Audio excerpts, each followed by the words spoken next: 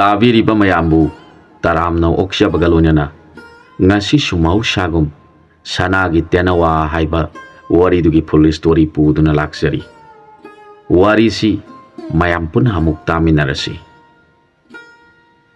ꯃꯃꯥꯡꯉꯩꯗ ꯈꯨꯡꯒꯪ ꯑꯃꯗ ꯌꯥꯝꯅ ꯂꯥꯏꯔꯕ ꯅꯨꯄꯥ ꯑꯃ ꯂꯩꯔꯝꯃꯤ꯫ ꯃꯃꯤꯡꯅ ꯆꯥꯎꯔꯥ ꯀꯧꯏ꯫ ꯃꯍꯥꯛ ꯃꯌꯨꯝ ꯃꯀꯩ ꯄꯥꯟꯗꯨꯅ ꯃꯆꯥꯅꯨꯄꯤ ꯑꯃ ꯄꯣꯛꯂꯦ꯫ ꯃꯆꯥ ꯑꯁꯤ ꯍꯦꯛ ꯐꯪꯕꯒ ꯃꯥꯒꯤ ꯅꯨꯄꯤ ꯆꯥꯎꯔꯤ ꯀꯧꯕꯤꯁꯤ ꯅꯣꯡꯉꯥꯟꯈ꯭ꯔꯦ꯫ ꯃꯍꯥꯛ ꯌꯥꯝꯅ ꯃꯊ꯭ꯋꯥꯏ ꯅꯨꯡꯉꯥꯏꯇꯅ ꯑꯉꯥꯡ ꯑꯁꯤꯕꯨ ꯁꯪꯒꯣꯝ ꯄꯤꯊꯛꯇꯨꯅ ꯆꯥꯎꯅꯕ ꯌꯣꯛꯆꯔꯛꯈꯤ꯫ ꯍꯧꯖꯤꯛ ꯃꯍꯥꯛ ꯂꯩꯀꯥꯏ ꯆꯠꯊꯣꯛꯇꯨꯅ ꯊꯕꯛ ꯁꯨꯕ ꯅꯣꯝꯕ ꯆꯠꯀꯗꯧꯕꯁꯨ ꯃꯆꯥ ꯑꯉꯥꯡ ꯑꯗꯨꯕꯨ ꯊꯅꯝꯂꯒ ꯆꯠꯄ ꯌꯥꯗꯕꯅ ꯃꯆꯥꯗꯨ ꯄꯣꯅ ꯄꯣꯅ ꯏꯪꯈꯣꯜ ꯁꯝꯕꯜꯒꯤ ꯊꯕꯛ ꯁꯨ ꯅꯣꯝꯗꯨꯅ ꯍꯤꯡꯕ ꯇꯥꯔꯛꯈꯤ꯫ ꯑꯁꯨꯝꯅ ꯃꯄꯥ ꯃꯆꯥ ꯂꯩꯃꯤꯟꯅꯔꯛꯄꯅ ꯆꯍꯤ 4-5 ꯁꯨꯔꯛꯄ ꯃꯇꯝ ꯑꯗꯨꯋꯥꯏꯗ ꯂꯩꯀꯥꯏꯒꯤ ꯃꯤꯁꯤꯡꯅ ꯆꯥꯎꯔꯥꯕꯨ ꯌꯦꯡꯂꯗꯨꯅ ꯍꯥꯏꯔꯛꯈꯤ, "ꯏꯕꯨꯡꯉꯣ, ꯅꯍꯥꯛ ꯑꯉꯥꯡ ꯑꯁꯤꯒꯤ ꯌꯦꯡꯗꯨꯅ ꯅꯨꯄꯤ ꯑꯃ ꯊꯤꯖꯤꯟꯅꯕ ꯇꯧꯔꯁꯤ꯫ ꯅꯠꯇ꯭ꯔꯕꯗꯤ ꯑꯉꯥꯡ ꯑꯁꯤ ꯊꯥꯗꯣꯛꯇꯨꯅ ꯅꯪꯅ ꯂꯩꯀꯥꯏ ꯆꯠꯇꯨꯅ ꯊꯕꯛ ꯁꯨꯕ ꯆꯠꯄꯁꯨ ꯌꯥꯔꯔꯣꯏ꯫ ꯅꯨꯄꯤ ꯑꯃ ꯊꯤꯔꯕꯗꯤ ꯃꯃꯥ ꯃꯆꯥꯅ ꯌꯨꯝꯗ ꯂꯩꯖꯍꯧꯔꯒ ꯅꯪꯅ ꯁꯨꯕ ꯅꯣꯝꯕ ꯆꯠꯄ ꯌꯥꯔꯦꯗꯅ." ꯑꯁꯨꯝꯅ ꯅꯣꯡꯃ ꯅꯣꯡꯃꯒꯤ ꯂꯩꯀꯥꯏꯒꯤ ꯃꯤꯁꯤꯡꯗꯨꯅ ꯍꯥꯏꯔꯛꯂꯕꯗ ꯃꯍꯥꯛ ꯍꯥꯟꯅꯗꯤ ꯅꯨꯄꯤ ꯊꯤꯔꯔꯣꯏ, ꯊꯤꯔꯨꯔꯒ ꯏꯆꯥ ꯑꯁꯤꯕꯨ ꯂꯨꯅ ꯇꯧꯕꯤꯔꯕꯗꯤ ꯐꯩ, ꯅꯠꯇꯗꯨꯅ ꯃꯥꯅ ꯄꯣꯛꯄ ꯃꯆꯥ ꯅꯠꯇꯦ ꯈꯟꯗꯨꯅ ꯊꯤꯅ ꯇꯧꯕꯤꯔꯕꯗꯤ ꯑꯩꯒꯤ ꯊꯃꯣꯏ ꯑꯁꯤꯅ ꯌꯦꯡꯗꯨꯅ ꯂꯩꯊꯣꯛꯆꯕ ꯉꯝꯂꯣꯏ ꯈꯟꯖꯔꯝꯕꯅꯤ꯫ ꯑꯗꯨꯕꯨ ꯂꯩꯀꯥꯏ ꯃꯤꯁꯤꯡꯅ ꯑꯁꯨꯝ ꯍꯥꯏꯖꯤꯜꯂꯛꯄꯗꯒꯤ ꯃꯍꯥꯛ ꯋꯥꯈꯜ ꯑꯃ ꯈꯜꯂꯛꯂꯦ꯫ ꯑꯩꯅ ꯏꯆꯥ ꯑꯁꯤꯕꯨ ꯍꯨꯟꯗꯣꯛꯇꯨꯅ ꯊꯕꯛ ꯁꯨ ꯅꯣꯝꯕ ꯆꯠꯄ ꯉꯝꯗ꯭ꯔꯤꯕꯁꯤ ꯃꯃꯥ ꯑꯃ ꯊꯤꯖꯤꯟꯗꯨꯅ ꯃꯃꯥ ꯃꯆꯥ ꯂꯩꯃꯤꯟꯅꯖꯍꯧꯔꯕꯗꯤ ꯑꯩꯅ ꯁꯨ ꯅꯣꯝꯕ ꯆꯠꯄ ꯌꯥꯔꯒꯅꯤ꯫ ꯂꯩꯀꯥꯏ ꯑꯍꯟꯁꯤꯡꯅ ꯍꯥꯏꯕꯤꯔꯤꯕ ꯑꯁꯤ ꯑꯩꯒꯤ ꯑꯋꯥꯕ ꯏꯇꯧꯁꯤ ꯌꯦꯡꯕ ꯉꯝꯗꯗꯨꯅ ꯍꯥꯏꯔꯤꯕꯅꯤ꯫ ꯃꯈꯣꯏꯅ ꯍꯥꯏꯔꯤꯕ ꯑꯁꯤ ꯐꯕ ꯇꯥꯔꯦ ꯈꯜꯂꯛꯂꯦ꯫ ꯑꯁꯨꯝꯅ ꯂꯩꯔꯤꯉꯩ ꯃꯇꯝ ꯑꯁꯤꯗ ꯂꯩꯀꯥꯏꯗꯨꯗ ꯂꯩꯕꯤ ꯃꯅꯦ ꯊꯣꯛꯄꯤ ꯑꯍꯟ ꯑꯃ ꯂꯥꯛꯇꯨꯅ, "ꯏꯕꯨꯡꯉꯣ, ꯅꯍꯥꯛꯄꯨ ꯏꯅꯦ ꯍꯣꯏꯅ ꯍꯥꯏꯔꯤꯕꯁꯤ ꯏꯜꯂꯨ꯫ ꯌꯨꯝ ꯄꯥꯟꯅꯕ ꯇꯧꯔꯁꯤ꯫ ꯂꯩꯈꯤꯗ꯭ꯔꯕꯤ ꯏꯆꯥ ꯑꯗꯨꯕꯨ ꯅꯨꯡꯁꯤꯗꯕꯒꯤ ꯋꯥ ꯅꯠꯇꯦ꯫ ꯇꯥꯏꯕꯪ ꯍꯥꯏꯕꯁꯤꯗꯤ ꯃꯁꯤ ꯉꯥꯛꯇꯅꯤ꯫ ꯑꯩꯈꯣꯏ ꯂꯣꯏꯅꯃꯛ ꯑꯁꯤꯕꯒꯤ ꯈꯌꯥꯅꯨꯡꯗ ꯆꯪꯗꯨꯅ ꯂꯩꯔꯤꯕꯅꯤ꯫ ꯑꯀꯣꯟ ꯑꯍꯟꯒꯤ ꯋꯥꯇꯅꯤ" ꯍꯥꯏꯔꯛꯈꯤ꯫ ꯃꯗꯨꯗ ꯆꯥꯎꯔꯥ ꯀꯧꯕ ꯅꯤꯄꯥ ꯑꯗꯨꯅ ꯈꯨꯝꯖꯔꯛꯈꯤ, "ꯏꯅꯦ, ꯍꯧꯖꯤꯛꯄꯨ ꯑꯩꯅ ꯀꯗꯥꯏꯗꯒꯤ ꯅꯨꯄꯤ ꯑꯃꯃꯨꯛ ꯊꯤꯔꯨꯒꯗꯕꯅꯣ? ꯍꯥꯏꯔꯨꯔꯕꯁꯨ ꯀꯅꯥꯅ ꯌꯥꯕꯤꯔꯛꯀꯗꯧꯕꯅꯣ?" ꯃꯥꯒꯤ ꯋꯥꯗꯨ ꯇꯥꯔꯒ ꯃꯅꯦ ꯑꯗꯨꯅ, "ꯅꯪꯅꯕꯨ ꯊꯤꯔꯁꯤ ꯍꯥꯏꯕ ꯂꯩꯔꯕꯗꯤ ꯅꯨꯄꯤꯒꯤꯗꯤ ꯅꯅꯦ ꯑꯩꯈꯣꯏ ꯃꯌꯥꯝ ꯆꯪꯗꯨꯅ ꯍꯥꯏꯅꯒꯅꯤ꯫ ꯑꯋꯥꯡ ꯈꯨꯟꯖꯤꯟꯗ ꯂꯩꯕ ꯇꯥꯗꯃꯣꯕꯒꯤ ꯃꯆꯥꯅꯨꯄꯤ ꯂꯩꯁꯥꯕꯤ ꯑꯔꯤꯕꯤ ꯑꯃ ꯂꯩꯔꯤꯕꯗꯨ ꯏꯌꯥꯒꯤ ꯑꯩꯈꯣꯏ ꯂꯩꯀꯥꯏ ꯃꯌꯥꯝ ꯆꯪꯗꯨꯅ ꯍꯥꯏꯅꯒꯅꯤ." ꯃꯗꯨꯗ ꯆꯥꯎꯔꯥꯅ ꯈꯨꯝꯖꯔꯛꯈꯤ, "ꯏꯅꯦ ꯍꯣꯏꯅ ꯑꯁꯨꯝꯅ ꯐꯒꯅꯤ ꯍꯥꯏꯕꯗꯨ ꯈꯟꯅꯕꯤꯔꯒ ꯇꯧꯕꯤꯔꯣ." ꯃꯥꯒꯤ ꯋꯥꯗꯨ ꯇꯥꯔꯒ ꯃꯅꯦ ꯑꯗꯨꯅ ꯍꯔꯥꯎꯅ, "ꯑꯗꯨꯗꯤ ꯏꯅꯦ ꯆꯠꯂꯒꯦ, ꯐꯅꯕ ꯁꯤꯜꯂꯒꯦ" ꯍꯥꯏꯔꯒ ꯆꯠꯈꯤ꯫ ꯃꯅꯦ ꯑꯗꯨꯅ ꯂꯩꯀꯥꯏ ꯑꯗꯨꯗ ꯂꯩꯃꯤꯟꯅꯕ ꯃꯈꯣꯏ ꯅꯨꯄꯤ ꯑꯍꯟ ꯈꯔ ꯇꯥꯟꯅꯔꯗꯨꯅ ꯃꯣꯕꯒꯤ ꯃꯆꯥꯅꯨꯄꯤ ꯀꯕꯣꯛꯂꯩꯕꯨ ꯆꯥꯎꯔꯥꯒꯤꯗꯃꯛ ꯃꯈꯣꯏ ꯑꯍꯟꯁꯤꯡ ꯑꯗꯨꯅ ꯍꯥꯏꯅꯔꯦ꯫ ꯃꯈꯣꯏꯅ ꯅꯤꯄꯥ ꯑꯁꯤ ꯌꯥꯝꯅ ꯐꯕ ꯄꯨꯛꯆꯦꯜ ꯐꯖꯕ ꯃꯤꯅꯨꯡꯁꯤ ꯆꯥꯎꯕ ꯃꯤꯅꯤ꯫ ꯃꯔꯥꯏꯕꯛ ꯊꯤꯗꯨꯅ ꯃꯥꯒꯤ ꯅꯨꯄꯤ ꯑꯗꯨ ꯃꯆꯥꯅꯨꯄꯤ ꯑꯃ ꯍꯨꯟꯗꯣꯛꯂꯝꯂꯒ ꯅꯣꯡꯉꯥꯟꯈꯤꯕ ꯑꯁꯤꯒꯤ ꯋꯥꯗꯅꯤ꯫ ꯃꯍꯥꯛ ꯁꯨꯕ ꯅꯣꯝꯕꯁꯨ ꯀꯜꯂꯤ, ꯃꯕꯨꯛ ꯃꯄꯥꯎꯁꯨ ꯇꯞꯄꯤ꯫ ꯑꯁꯤꯒꯨꯝꯕ ꯃꯤꯗꯤ ꯄꯪꯅ ꯊꯣꯛꯂꯔꯣꯏ ꯍꯥꯏꯔꯗꯨꯅ ꯃꯃꯥ ꯃꯄꯥ ꯌꯥꯎꯅ ꯉꯥꯡꯅꯔꯦ꯫ ꯃꯗꯨꯗ ꯃꯃꯥ ꯃꯄꯥ ꯑꯅꯤꯗꯨꯁꯨ "ꯏꯕꯦꯝꯃ ꯍꯣꯏ ꯈ꯭ꯋꯥꯏ ꯃꯌꯥꯝꯅ ꯐꯩ ꯍꯥꯏꯔꯕꯅꯤꯅ ꯄꯤꯕ ꯇꯥꯔꯦꯗꯅ" ꯍꯦꯛ ꯍꯥꯏꯔꯛꯈꯤ꯫ "ꯑꯗꯨ ꯑꯣꯏꯔꯕꯗꯤ ꯀꯨꯏꯊꯔꯒꯨꯝꯁꯤ, ꯑꯐꯕ ꯅꯨꯃꯤꯠ ꯊꯕꯥꯟ ꯑꯃ ꯌꯦꯡꯂꯒ ꯃꯈꯣꯏ ꯑꯅꯤꯕꯨ ꯀꯩꯅꯥ ꯀꯠꯄꯤꯔꯣ" ꯍꯥꯏꯅꯗꯨꯅ ꯑꯐꯕ ꯅꯨꯃꯤꯠ ꯊꯕꯥꯟ ꯌꯦꯡꯅꯔꯗꯨꯅ ꯃꯈꯣꯏ ꯑꯅꯤ ꯀꯩꯅꯥ ꯀꯠꯄꯒꯤ ꯅꯨꯃꯤꯠ ꯑꯗꯨꯗ ꯂꯩꯀꯥꯏ ꯑꯗꯨꯗ ꯂꯩꯔꯤꯕ ꯃꯤꯄꯨꯝ ꯈꯨꯗꯤꯡꯃꯛꯅ ꯌꯥꯝꯅ ꯍꯔꯥꯎꯅꯈꯤ꯫ ꯃꯆꯥꯅꯨꯄꯤ ꯑꯗꯨꯅꯁꯨ ꯃꯃꯥꯅꯤ ꯍꯥꯏꯕ ꯑꯗꯨꯗ ꯌꯥꯝꯅ ꯍꯔꯥꯎꯖꯔꯗꯨꯅ "ꯏꯃꯥ ꯏꯃꯥ" ꯍꯥꯏꯅ ꯃꯃꯥꯒꯤ ꯐꯤꯖꯤ ꯄꯥꯏꯔꯗꯨꯅ ꯉꯥꯏꯍꯥꯛꯇ ꯊꯥꯗꯣꯛꯈꯤꯗꯤ꯫ ꯃꯈꯣꯏ ꯃꯄꯥ ꯃꯆꯥ ꯃꯃꯥ ꯑꯍꯨꯝꯃꯛ ꯅꯨꯡꯁꯤꯅꯅ ꯆꯥꯟꯅꯅ ꯂꯩꯃꯤꯟꯅꯕꯗꯨ ꯎꯔꯒ ꯃꯤꯄꯨꯝ ꯈꯨꯗꯤꯡꯃꯛꯅ ꯍꯔꯥꯎꯕ ꯅꯨꯡꯉꯥꯏꯕꯅ ꯑꯋꯥꯕ ꯄꯨꯝꯅꯃꯛ ꯀꯥꯎꯅꯈꯤ꯫ ꯀꯅꯥꯒꯨꯝꯕꯁꯤꯡꯅ ꯃꯆꯥꯅꯨꯄꯤ ꯑꯗꯨꯅ ꯃꯃꯥꯕꯨ ꯅꯤꯡꯖꯔꯤꯕꯗꯨ ꯎꯔꯒ ꯃꯃꯤꯠꯇꯒꯤ ꯃꯄꯤ ꯇꯥꯅ ꯃꯃꯥ ꯑꯗꯨꯕꯨ ꯅꯤꯡꯁꯤꯡꯕꯁꯨ ꯌꯥꯎꯔꯤ꯫ ꯀꯅꯥꯒꯨꯝꯕ ꯑꯃꯅ ꯑꯁꯨꯝꯅ ꯃꯇꯝ ꯄꯨꯝꯅꯃꯛꯇ ꯅꯨꯡꯁꯤꯅꯅ ꯂꯩꯃꯤꯟꯅꯖꯔꯕꯗꯤ ꯐꯒꯅꯤꯗ ꯍꯥꯏꯅ ꯁꯣꯟꯅꯕꯁꯨ ꯌꯥꯎꯏ꯫ ꯑꯁꯨꯝ ꯇꯧꯅ ꯂꯩꯔꯛꯄꯅ ꯃꯇꯝꯒꯤ ꯃꯇꯨꯡ ꯏꯟꯅ ꯀꯕꯣꯛꯂꯩ ꯃꯆꯥꯅꯤꯄꯥ ꯑꯃ ꯐꯪꯂꯦ꯫ ꯃꯆꯥꯁꯤꯅ ꯈꯔ ꯆꯥꯎꯔꯛꯄꯗꯒꯤ ꯀꯕꯣꯛꯂꯩ ꯍꯥꯟꯅꯒꯤ ꯀꯕꯣꯛꯂꯩꯒ ꯃꯥꯟꯅꯈꯤꯗ꯭ꯔꯦ꯫ ꯃꯍꯥꯛꯅ ꯃꯆꯥꯅꯨꯄꯤ ꯑꯁꯤꯕꯨ ꯊꯤꯅ ꯊꯤꯅ ꯇꯧꯕ ꯍꯧꯔꯛꯂꯦ꯫ ꯃꯁꯤꯗ ꯃꯆꯥꯅꯨꯄꯤ ꯑꯁꯤ ꯇꯧꯐꯝ ꯆꯥꯐꯝ ꯈꯪꯂꯝꯗꯦ꯫ ꯃꯆꯦ ꯑꯁꯤꯅꯗꯤ ꯃꯧꯄꯥ ꯑꯉꯥꯡ ꯑꯗꯨꯕꯨ ꯑꯁꯨꯛꯀꯤ ꯃꯇꯤꯛ ꯅꯨꯡꯁꯤꯅ ꯇꯧꯏ꯫ ꯑꯗꯨꯕꯨ ꯃꯃꯥ ꯀꯕꯣꯛꯂꯩ ꯑꯁꯤꯅ ꯑꯉꯥꯡ ꯑꯗꯨꯕꯨ ꯁꯣꯛꯀꯅꯨ, ꯅꯪꯗꯤ ꯅꯃꯥ ꯄꯨꯟꯁꯤꯗꯕꯤꯒꯤ ꯃꯆꯥꯅꯤ, ꯑꯗꯨꯒ ꯅꯪꯅ ꯁꯣꯛꯂꯕꯗꯤ ꯑꯉꯥꯡ ꯑꯁꯤꯁꯨ ꯅꯪꯒꯤ ꯅꯔꯥꯏꯕꯛ ꯂꯧꯔꯛꯀꯅꯤ ꯍꯥꯏꯗꯨꯅ ꯑꯉꯥꯡ ꯑꯗꯨ ꯁꯣꯛꯍꯟꯗꯦ꯫ ꯅꯣꯡꯃꯗꯤ ꯃꯆꯥꯅꯨꯄꯤ ꯑꯁꯤꯅ ꯃꯃꯥꯅ ꯐꯨꯕꯗꯒꯤ ꯀꯞꯇꯨꯅ ꯂꯩꯔꯤꯉꯩꯗ ꯃꯄꯥ ꯍꯟꯖꯤꯜꯂꯛꯇꯨꯅ ꯃꯥꯅ ꯀꯞꯄꯒꯤ ꯃꯔꯝ ꯍꯪꯂꯕꯗ ꯃꯆꯥꯅꯨꯄꯤꯅ ꯃꯧꯄ꯭ꯋꯥꯅꯤꯄꯥꯕꯨ ꯁꯣꯛꯎꯒꯅꯨ ꯍꯥꯏꯕꯒꯤ ꯋꯥꯐꯝꯗꯨ ꯇꯝꯈꯤ꯫ ꯃꯗꯨꯗ ꯃꯄꯥ ꯑꯁꯤ ꯃꯊ꯭ꯋꯥꯏ ꯌꯥꯝꯅ ꯅꯨꯡꯉꯥꯏꯔꯝꯗꯦ꯫ ꯃꯍꯥꯛꯅ ꯃꯃꯥꯕꯨ ꯀꯧꯊꯣꯛꯂꯒ ꯅꯪꯅ ꯀꯔꯤꯒꯤꯅꯣ ꯏꯆꯥꯁꯤ ꯐꯨꯔꯤꯕꯁꯤ ꯍꯪꯈꯤ꯫ ꯃꯗꯨꯗ ꯃꯃꯥꯅ ꯈꯨꯝꯂꯛꯈꯤ, ꯑꯉꯥꯡ ꯑꯁꯤ ꯃꯥꯅ ꯄꯨꯊꯣꯛꯇꯨꯅ ꯁꯥꯟꯅꯕꯗ ꯑꯁꯣꯏꯕ ꯌꯥꯎꯒꯗ꯭ꯔꯥ ꯈꯟꯗꯨꯅ ꯑꯩꯅ ꯃꯥꯕꯨ ꯑꯉꯥꯡ ꯁꯣꯛꯀꯅꯨ ꯍꯥꯏꯔꯤꯕꯅꯤ꯫ ꯃꯄꯥꯅ ꯃꯃꯥꯒꯤ ꯋꯥꯗꯨ ꯇꯥꯔꯒ ꯅꯪꯅ ꯏꯆꯥ ꯑꯅꯤ ꯑꯁꯤꯕꯨ ꯇꯣꯉꯥꯟ ꯇꯣꯉꯥꯟ ꯇꯥꯍꯟꯒꯗꯧꯔꯦ, ꯅꯪꯒꯤ ꯄꯨꯛꯆꯦꯜ ꯑꯁꯤꯗꯤ ꯍꯥꯟꯅ ꯈꯪꯖꯔꯝꯂꯕꯗꯤ ꯐꯔꯝꯒꯗꯕꯅꯤ ꯍꯥꯏꯔꯛꯈꯤ꯫ ꯃꯄꯨꯔꯣꯏꯕꯒꯤ ꯋꯥꯗꯨ ꯇꯥꯔꯒ ꯀꯕꯣꯛꯂꯩ ꯁꯥꯎꯔꯗꯨꯅ ꯃꯆꯥꯅꯨꯄꯤꯗ ꯈꯥꯅ ꯌꯦꯡꯗꯨꯅ ꯂꯩꯈꯤ꯫ ꯃꯗꯨꯗ ꯃꯄꯥ ꯑꯗꯨꯅ ꯃꯆꯥꯅꯨꯄꯤꯕꯨ ꯊꯦꯝꯖꯤꯟꯖꯔꯗꯨꯅ ꯏꯕꯦꯝꯃ, ꯅꯃꯥꯅ ꯍꯥꯏꯔꯤꯕꯁꯤ ꯅꯧꯄ꯭ꯋꯥꯁꯤ ꯑꯉꯥꯡ ꯑꯣꯏꯕꯅ ꯏꯆꯥꯅ ꯁꯦꯟꯅꯕꯗ ꯁꯣꯏꯒꯗ꯭ꯔꯥ ꯈꯟꯗꯨꯅ ꯍꯥꯏꯖꯔꯤꯕꯅꯤ, ꯁꯥꯎꯔꯒꯅꯨ, ꯊꯦꯝꯖꯤꯟꯖꯩ꯫ ꯃꯄꯥꯒꯤ ꯅꯨꯡꯁꯤꯕ ꯋꯥꯐꯝꯗꯨ ꯇꯥꯔꯒ ꯃꯥꯒꯤ ꯄꯨꯛꯅꯤꯡ ꯑꯗꯨ ꯈꯔꯗꯤ ꯐꯥꯊꯖꯕ ꯉꯝꯖꯩ꯫ ꯑꯗꯨꯝ ꯑꯣꯏꯅꯃꯛ ꯃꯃꯥꯅ ꯏꯆꯥ ꯑꯁꯤ ꯅꯪꯅ ꯁꯣꯛꯂꯨꯒꯅꯨ, ꯅꯃꯥ ꯁꯤꯒꯟꯕꯤꯅ ꯁꯤꯈꯤꯕ ꯑꯗꯨꯒꯨꯝ ꯂꯧꯅꯔꯛꯀꯅꯤ ꯍꯥꯏꯕ ꯃꯃꯥꯗꯨꯒꯤ ꯋꯥꯐꯝ ꯑꯗꯨ ꯀꯥꯎꯊꯣꯛꯆꯕ ꯉꯝꯗꯦ꯫ ꯑꯁꯨꯝꯅ ꯃꯔꯛ ꯃꯔꯛꯇ ꯃꯃꯥ ꯑꯁꯤꯅ ꯇꯣꯏꯅ ꯇꯣꯏꯅ ꯑꯉꯥꯡ ꯅꯨꯄꯤ ꯃꯆꯥ ꯑꯁꯤꯕꯨ ꯐꯨ ꯆꯩꯕ ꯇꯧꯕꯁꯤ ꯂꯩꯀꯥꯏꯒꯤ ꯍꯅꯨꯕꯤꯁꯤꯡ ꯑꯗꯨꯅ ꯂꯥꯛꯇꯨꯅ ꯏꯕꯦꯝꯃ ꯀꯕꯣꯛꯂꯩ, ꯅꯪꯅ ꯉꯥꯡꯂꯤ ꯁꯛꯂꯤꯕ ꯋꯥꯍꯩ ꯋꯥꯇꯥ ꯑꯗꯨꯕꯨ ꯀꯔꯤ ꯋꯥꯍꯩ ꯀꯧꯕꯒꯦ?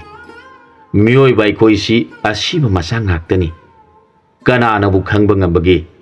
ꯅꯪꯅ ꯑꯗꯨꯝ ꯇꯧꯕ ꯑꯗꯨ ꯇꯧꯒꯅꯨ, ꯑꯗꯨꯝꯅꯁꯨ ꯉꯥꯡ ꯁꯛꯀꯅꯨ꯫ ꯑꯉꯥꯡ ꯑꯁꯤꯒꯤ ꯌꯦꯡꯗꯨꯅ ꯈꯔ ꯐꯅꯕꯅꯤ ꯈꯟꯗꯨꯅ ꯅꯪꯕꯨ ꯑꯩꯈꯣꯏ ꯃꯌꯥꯝ ꯆꯪꯗꯨꯅ ꯅꯈꯣꯏꯒꯤ ꯑꯍꯟꯁꯤꯡꯗ ꯍꯥꯏꯖꯗꯨꯅ ꯑꯉꯥꯡ ꯑꯁꯤꯒꯤ ꯃꯃꯥ ꯑꯣꯏꯕꯤꯅꯕ ꯈꯟꯖꯗꯨꯅ ꯅꯪꯕꯨ ꯍꯥꯏꯖꯔꯨꯕꯅꯤ꯫ ꯅꯪꯅ ꯉꯁꯤ ꯇꯧꯊꯣꯔꯛꯂꯤꯕ ꯊꯕꯛ ꯑꯁꯤꯗꯤ ꯑꯣꯟꯊꯣꯛꯅ ꯈꯦꯠꯅꯈ꯭ꯔꯦꯗꯀꯣ꯫ ꯇꯧꯒꯅꯨ ꯇꯧꯒꯅꯨ ꯏꯕꯦꯝꯃ, ꯃꯤꯑꯣꯏꯕ ꯍꯥꯏꯕꯁꯤ ꯇꯝꯕ ꯉꯝꯕ ꯅꯠꯇꯦ꯫ ꯉꯁꯤꯅ ꯀꯔꯤ ꯑꯣꯏꯔꯤꯕ, ꯍꯌꯦꯡꯅ ꯀꯔꯤ ꯑꯣꯏꯒꯗꯕ? ꯉꯥꯡꯊꯣꯛꯈꯤꯕ ꯋꯥꯐꯝ ꯑꯗꯨꯗꯤ ꯃꯥꯡꯗꯅ ꯅꯥꯀꯣꯡꯗ ꯇꯥꯗꯨꯅ ꯂꯩꯒꯗꯧꯔꯤꯕꯅꯤ꯫ ꯏꯁꯨ ꯑꯁꯤ ꯅꯪꯅ ꯑꯁꯤꯃ ꯇꯧꯔꯛꯎ ꯍꯥꯏꯕꯗ ꯃꯥꯅ ꯍꯤꯛꯇꯣꯛꯄꯁꯨ ꯎꯗꯦ, ꯑꯗꯨꯒ ꯅꯪꯅ ꯀꯔꯤ ꯃꯔꯝ ꯂꯩꯕꯒꯤꯅꯣ ꯃꯥꯕꯨ ꯑꯁꯨꯛ ꯅꯨꯡꯁꯤꯗ꯭ꯔꯤꯕ? ꯑꯁꯨꯝꯅ ꯍꯥꯏꯔꯒ ꯍꯅꯨꯕꯤ ꯑꯗꯨꯁꯨ ꯅꯨꯄꯤ ꯃꯆꯥ ꯑꯗꯨꯕꯨ ꯌꯦꯡꯖꯔꯒ ꯀꯞꯂꯛꯈꯤ꯫ ꯃꯇꯝ ꯑꯁꯤꯗ ꯂꯩꯕꯥꯛ ꯑꯗꯨꯒꯤ ꯍꯤꯗꯤꯡꯒꯥ ꯂꯂꯣꯟꯕ ꯈꯔ ꯂꯩꯔꯝꯃꯤ꯫ ꯃꯈꯣꯏ ꯈꯣꯡꯕꯨ ꯑꯅꯤ-ꯑꯍꯨꯝ ꯁꯦꯝꯗꯨꯅ ꯍꯤꯗ ꯂꯂꯣꯟꯕ ꯆꯠꯂꯤ꯫ ꯈꯔꯅ ꯁꯅꯥ ꯂꯨꯄꯥ ꯂꯤꯛꯀꯣꯟ ꯂꯂꯣꯟꯕ, ꯈꯔꯅ ꯑꯆꯥ ꯑꯊꯛ ꯆꯦꯡ ꯍꯋꯥꯏ ꯊꯨꯝ ꯃꯣꯔꯣꯛ ꯄꯨꯗꯨꯅ ꯌꯣꯜꯂꯤ꯫ ꯃꯌꯥꯝ ꯑꯗꯨꯒꯤ ꯃꯔꯛꯇ ꯃꯊꯟꯇ ꯍꯤ ꯑꯃꯗ ꯇꯣꯉꯥꯟꯅ ꯑꯆꯥ ꯑꯊꯛ ꯌꯣꯟꯕ ꯑꯍꯟ ꯑꯃꯅ ꯃꯔꯛ ꯃꯔꯛꯇ ꯄꯣꯠ ꯆꯩꯁꯤꯡꯗꯨ ꯍꯦꯛ ꯍꯦꯛ ꯍꯤ ꯇꯣꯡꯗꯨꯅ ꯌꯣꯟꯕ ꯂꯥꯛꯄꯗ ꯅꯨꯄꯤ ꯃꯆꯥ ꯑꯁꯤꯅ ꯃꯈꯨꯠꯇ ꯏꯁꯤꯡ ꯆꯐꯨ ꯑꯃ ꯄꯥꯏꯔꯗꯨꯅ ꯏꯁꯤꯡ ꯁꯣꯛꯀꯗꯕꯒꯤ ꯇꯨꯔꯦꯟ ꯈꯔꯥꯗ ꯀꯨꯝꯊꯔꯛꯇꯨꯅ ꯃꯃꯤꯠꯇ ꯃꯄꯤ ꯇꯥꯅ ꯃꯊ꯭ꯋꯥꯏ ꯅꯨꯡꯉꯥꯏꯇꯅ ꯂꯩꯕ ꯑꯁꯤ ꯑꯍꯟ ꯑꯁꯤꯅ ꯎꯔꯒ ꯃꯊ꯭ꯋꯥꯏ ꯅꯨꯡꯉꯥꯏꯇꯅ ꯍꯤꯗꯨ ꯃꯥꯒꯤ ꯃꯅꯥꯛꯇ ꯍꯣꯟꯖꯜꯂꯛꯇꯨꯅ ꯍꯪꯂꯛꯈꯤ, ꯏꯃꯣꯝꯒꯤ ꯃꯇꯝ ꯑꯣꯏꯕꯤ, ꯀꯔꯤ ꯃꯔꯝꯒꯤ ꯏꯆꯥꯅ ꯅꯊ꯭ꯋꯥꯏ ꯅꯨꯡꯉꯥꯏꯇꯅ ꯀꯞꯂꯤꯕꯅꯣ? ꯏꯄꯥꯗ ꯁꯦꯡꯅ ꯅꯪꯒꯤ ꯅꯨꯡꯉꯥꯏꯇꯕꯗꯨ ꯍꯥꯏꯌꯨ꯫ ꯏꯆꯥꯒꯤ ꯀꯔꯤ ꯑꯋꯥꯠꯄ ꯂꯩꯕꯒꯦ? ꯅꯅꯤꯡ ꯊꯨꯡꯗꯕ ꯀꯔꯤ ꯂꯩꯕꯒꯦ? ꯏꯄꯥꯗ ꯁꯦꯡꯅ ꯅꯪꯒꯤ ꯅꯨꯡꯉꯥꯏꯇꯕꯗꯨ ꯍꯥꯏꯌꯨ꯫ ꯏꯄꯥꯅ ꯄꯨꯔꯛꯂꯤꯕ ꯄꯣꯠ ꯆꯩ ꯆꯥꯅ ꯊꯛꯅꯕꯁꯤꯡ ꯑꯁꯤꯗꯒꯤ ꯏꯆꯥꯅ ꯑꯄꯥꯝꯕ ꯈꯟꯗꯨꯅ ꯂꯧ꯫ ꯏꯄꯥꯗꯤ ꯂꯥꯏꯕꯛ ꯊꯤꯕꯗꯒꯤ ꯉꯁꯤ ꯐꯥꯎꯕ ꯏꯃꯤꯠꯇ ꯏꯆꯥ ꯎꯕ ꯐꯪꯗ꯭ꯔꯤꯕꯅꯤ꯫ ꯑꯩꯅ ꯍꯥꯏꯔꯤꯕꯁꯤ ꯅꯪꯅ ꯏꯄꯥꯕꯨ ꯂꯥꯟꯅ ꯈꯟꯒꯅꯨ꯫ Marak marakta isana awabagi sinta puduna miluda pirang sinthana hek hek ipana ubani. Adubu nahan makhaiga ngasiga isagi maithungda tariba awabagi sakphamdu uraga ipana isagi nafamda hanglibani. Singnaba laitana apukpa napa gumbani khanduna nathamoida phumduna thamliba awabagi polumdu ipada sengna hayu.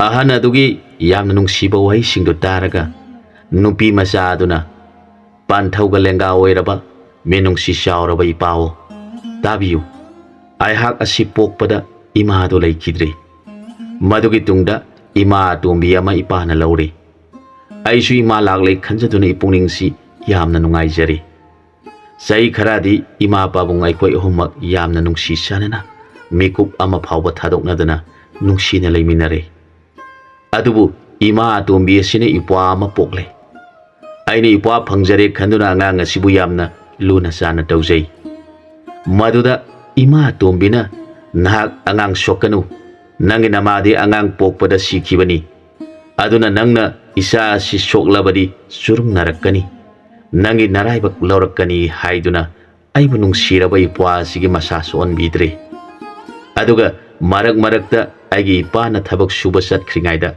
asumna hek hek hai aina nganglibasi nangondani nangna khangdabasi khangdedako adumna leigadabugi saruk sige hairaga sijakhro haina tattana ngang saktuna aihak yum maduda kuina leijaba phangjadi ngasidi ising sokpa sida ising punnasi kharada thanamlaga laijairo nungda tinjakhrage khanduna leijarambani hairakhi nupi macha adugi wadu targa ahanadu mapugi mingkhai solaga mamitagi mapi taraduna hairakhi ibema nahak ipana hairibasi singnaganu karigi sana sigadoribano nahak ising safu adu phadi aduga khara aduda thanamu aduga ipagi hi asida kakhalau ipana ahing tumbagi phising yauribaduna nasadu kupselu ipa mi udringai de hi holage hairakhi ahana adugi wadu taraga tawpham khangdana leiramlabi nupi macha aduna ahana aduna hairibadumak tauri haujikti ahal oirabani padu amuk makha tana pot yon khidri mag thuna mayum yaunaba hi honduna laklei kanagumba mi amata thena khidi numit taramdaida lalonbani pasina ibema hidagi kakalo nasadu mi uhanganu phiyama insilu yumna changlasi hairakhi nipasina magi nupi adubu kaujaraduna hairakhi mama nangbu tabra ngasidi nangi nafamda tanglaba posak amatang pirage khanduna laklabani nangna masibu punsi supagi oina lauksinjaro masina taba posak amata nafamda piningai leijadi hairakhi mapur oibagi khonjenda taraga magi nupi asina karinu aigi nipa asina pot yongani chatkhraga tan halaiba sibu kari pono man aigi damak purai hairibasina khanduna pakhana senthoksarakhi maduraga nipa aduna hairakhi nahak mai hana puru mai okthoklaga na punsigi oina pot asibu lauksinjawo hairakhi nupi aduna thuna mai puraklaga hagwatcharaga kari pono nanai nupi da sinagadoriba pot adubu hanglakhi ahan nipa aduna phina khumjalaga leiriba nupi macha adubu phidu haidok piraga ibema mai asi kantho nupi macha aduna maidu kanthok labada mama oibi aduna ngakna nupi macha adubu konsen biraga sanglasi magi bema nama idina pana sengna taktabana isabu uraga ngakluretana asumna hairaga nupi macha adubu masa mangni khanduna konbiduna ibungna pusinbikhi mama aduna mapunsigi mamitta masa uba phangdabana angang nupi macha adubu yengjaraga mamitiki mapi tana mapi maron aphaba hongdok handuna ima sak thonglagi isa sak lamlam lagani haiduna thuna sak thongduna saminare asomdana nupi macha adugi mapa adu habak suba halaklabada numit taraba matam maduda macha nupi udrabada macha nupi kadaida satkrage kadaida leibage hanglaklabada Magi nupi kabok laina ngasai sing khara solugani haiduna turen da chatkibani hauzik phauba laktribasini mapa aduna magi wadu targa swai lawi thuna mana turen da kumduna yenglakpada turen kharada punna duga phadi aduga lairambadu thengnari maduda mapa aduna macha nupidu isingda ta aduna sikhrabani khankhri mana laikai mayam taktuni isingda thiba horokli maduda laikai adugi nupi ahan sing aduna ibungo aikoina nangi khara phagadra khanduna mahapapi asibu nangi nupi oina haina rubani adubo mahakti miyoibagi minungsi haibadu masya amata yauramdre handaki mapokti masa hoba phangle hayeng muki mapokti masa adi lairadana hui haudong phauba magi nakte leiroi ine khoi yamna lankhri mana thabak suba chatkringaida angang aduda mana otkhiba punamak tu sithaba tawdana mani aduna tamlabada mapa adu leifam khangdana mathamoi du saina phangki maangna thama mapung phana macha nupigi haksangbu isingda tawkhalakpa yengduna leikhi mamai thangda masagi haksang phangdrabada pangongna mi saraduna haungnabi matungina magi mathau mangam punamak pangthoklabada mahak amuk hana kabok laibu yengkhidre mana poksaba macha nipa phauba hana yengkhidre mama nungsidabina pokpo oibana macha adu phauba yengningba nungsiba changkhidre mahakna sumna khalakhi nungsikhrabi isa nupi adu leitrabada aina kana yengduna yum asida leigadoribano sauningbana soidana mi haluduna dandi phangadabagi saru magi manaktagi labna satkrage maga amuk leiminararoi khankhri magi nungaitaba matawadu uraga mani aduna hairakhi ibungo haujikti thokhibana thokhre nahak yum panba ngamnaba su nomduna amuk honaro wakal aduta khanduna leirabadi yagi punsi adu thuna an oikragani mahak manena hairibadu hoisu haidi maisu haidi nungsi jarabi macha nupigi saktamdu mamita sang sang ujaraga mamitigi mapi aratpa leitana senthari magi mataudu yenglaga mani adu yengba ngamdaduna hawalaga chatkhi mahak yum masida kabok leiga puna leigadawgi saruk mahak arapa mafamda langphai chetlage khalakle mahakna phiron khara yomladuna nonganbaga chatkre kabok leidasu semai kari amata hairamdi mapuroibana wa amata ngangdana chatkrabada kabok lei adu haujikta ningamdaba polakhi isa nupi adu aina naibada khangba ngamdaduna mathanda isingda chongthaduna sikhibani aina magi mafamda natapa haiba yadaba ngakta ngangsakhi ai asi kayada phatkhidraba mamanu asumna mana tawkhiba khudimak mathang magi mamangda chongtholakpagum tawkhi asomdana nupi macha sibu yoksariba mama mapa aniduna macha nupi bukkari kumba akan mathabak amata suankhidi mapa aduna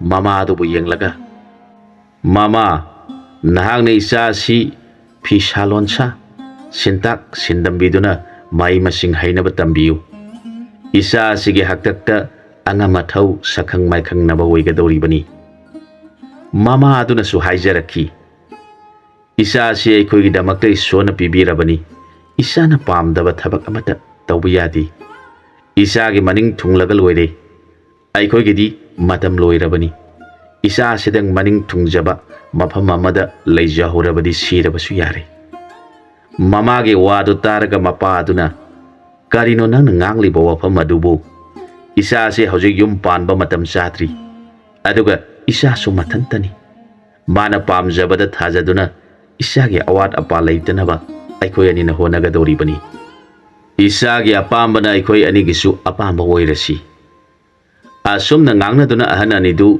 nahan makai yening hundraba upan gum leirambadu haujikti uhaina marik sumna palaba upan gum pungning makalamna masana pigi maramda khanajaduna anauba samada nungaina lenjarakhi mapa aduna mamabu yangladuna hairakhi aibu lairiba pot kharada ngasi puraga ꯑꯃꯨꯛꯇꯪ ꯌꯣꯟꯊꯣꯛꯂꯨꯕꯗꯤ ꯐꯕꯅꯤ ꯑꯗꯨꯕꯨ ꯑꯁꯨꯝꯅ ꯍꯥꯏꯔꯒ ꯃꯨꯔꯨꯝ ꯃꯨꯔꯨꯝ ꯁꯣꯜꯂꯤ ꯃꯄꯥ ꯑꯗꯨꯒꯤ ꯋꯥꯗꯨ ꯇꯥꯔꯒ ꯃꯃꯥ ꯑꯗꯨꯅ ꯀꯔꯤꯅꯣ ꯃꯄꯥꯅ ꯍꯥꯏꯕꯤꯔꯤꯕ ꯑꯗꯨꯕꯨ ꯍꯥꯏꯔꯤꯕꯗꯨꯅ ꯑꯩꯅ ꯍꯦꯟꯅ ꯈꯪꯈꯤꯗ꯭ꯔꯦ ꯀꯔꯤ ꯆꯤꯡꯅꯕ ꯌꯥꯎꯕꯤꯕꯒꯦ ꯆꯤꯡꯅꯔꯤꯕ ꯋꯥꯐꯝ ꯑꯗꯨ ꯆꯤꯡꯅꯗꯅ ꯇꯥꯛꯄꯤꯌꯨ ꯃꯃꯥ ꯑꯗꯨꯒꯤ ꯋꯥꯗꯨ ꯇꯥꯔꯒ ꯃꯄꯥ ꯑꯗꯨꯅ ꯑꯃꯨꯛ ꯍꯥꯏꯔꯛꯈꯤ ꯑꯩꯅ ꯍꯥꯏꯕꯗꯤ ꯅꯃꯥ ꯅꯆꯥ ꯂꯩꯍꯧꯕ ꯉꯝꯒꯗ꯭ꯔꯥ ꯍꯥꯏꯕꯅꯤ ꯑꯩꯍꯥꯛ ꯂꯩꯔꯤꯕ ꯄꯣꯠ ꯈꯔꯁꯤꯗꯤ ꯌꯣꯟꯊꯣꯛꯅꯤꯡꯉꯤ ꯃꯊꯪꯗꯒꯤꯗꯤ ꯑꯃꯨꯛ ꯍꯟꯅ ꯄꯣꯠ ꯌꯣꯟꯕꯒ ꯆꯠꯂꯔꯣꯏ ꯏꯆꯥꯒꯤ ꯅꯥꯛꯇ ꯂꯩꯗꯨꯅ ꯏꯆꯥꯒꯤ ꯃꯇꯧ ꯌꯦꯡꯖꯔꯒ ꯂꯦꯟꯖꯔꯒꯗꯧꯕꯅꯤ ꯃꯄꯥ ꯑꯗꯨꯅ ꯍꯥꯏꯔꯤꯕ ꯋꯥꯐꯝꯗꯨ ꯇꯥꯖꯔꯒ ꯃꯃꯥ ꯑꯗꯨꯅ ꯃꯃꯤꯠꯇꯒꯤ ꯃꯄꯤ ꯇꯥꯔꯒ ꯃꯄꯥ ꯅꯪꯅ ꯍꯥꯏꯕ ꯆꯨꯝꯃꯤ ꯑꯩꯁꯨ ꯏꯆꯥꯒꯤ ꯃꯅꯥꯛꯇꯒꯤ ꯍꯦꯟꯗꯣꯛꯆꯅꯤꯡꯗꯦ ꯑꯩꯈꯣꯏ ꯑꯅꯤꯅ ꯅꯍꯥ ꯑꯣꯏꯔꯤꯉꯩꯗꯒꯤ ꯏꯆꯥ ꯎꯖꯕ ꯐꯪꯂꯛꯈꯤꯗ꯭ꯔꯕꯅꯤ ꯍꯧꯖꯤꯛꯇ ꯏꯁꯣꯔꯅ ꯆꯥꯟꯕꯤꯗꯨꯅ ꯏꯆꯥ ꯑꯃ ꯄꯤꯕꯤꯕ ꯑꯁꯤꯗ ꯏꯄꯨꯛꯅꯤꯡꯁꯦ ꯏꯅꯧꯗ ꯅꯧꯏ ꯏꯆꯥꯕꯨ ꯌꯦꯡꯖꯔꯒ ꯄꯦꯟꯖꯕ ꯅꯥꯏꯗ꯭ꯔꯦ ꯍꯧꯖꯤꯛꯇꯤ ꯑꯔꯩꯕ ꯄꯣꯠꯁꯤꯡꯁꯤ ꯌꯣꯟꯊꯣꯛꯄꯤꯔꯨꯒꯦ ꯍꯥꯏꯔꯕꯁꯨ ꯌꯣꯟꯊꯣꯛꯄꯤꯔꯣꯏ ꯍꯥꯏꯔꯕꯁꯨ ꯃꯄꯥꯒꯤ ꯑꯄꯥꯝꯕ ꯇꯧꯕꯤꯌꯨ ꯌꯣꯟꯗ꯭ꯔꯕꯁꯨ ꯂꯩꯀꯥꯏꯒꯤ ꯃꯤꯁꯤꯡꯗ ꯃꯃꯜ ꯈꯔ ꯇꯥꯅ ꯄꯤꯊꯣꯛꯈ꯭ꯔꯕꯁꯨ ꯀꯔꯤ ꯑꯀꯥꯏꯕ ꯂꯩꯕꯒꯦ ꯑꯩꯈꯣꯏ ꯑꯅꯤꯅ ꯅꯍꯥ ꯑꯣꯏꯔꯤꯉꯩꯗꯒꯤ ꯉꯁꯤ ꯐꯥꯎꯕ ꯇꯥꯟꯖꯔꯛꯂꯤꯕ ꯑꯁꯤꯅ ꯏꯆꯥꯒꯤꯗꯤ ꯁꯦꯝꯕꯗ ꯊꯣꯏꯅ ꯑꯋꯥꯕ ꯑꯣꯏꯔꯔꯣꯏ ꯑꯗꯨꯅ ꯑꯃꯨꯛ ꯃꯈꯥ ꯇꯥꯅ ꯆꯠꯍꯟꯅꯤꯡꯗ꯭ꯔꯦ ꯏꯆꯥꯒꯤ ꯃꯇꯧ ꯌꯦꯡꯗꯨꯅ ꯅꯨꯡꯉꯥꯏꯅ ꯂꯦꯟꯊꯣꯛꯂꯁꯤ ꯍꯥꯏꯔꯛꯈꯤ ꯃꯃꯥ ꯑꯗꯨꯒꯤ ꯋꯥꯗꯨ ꯇꯥꯔꯒ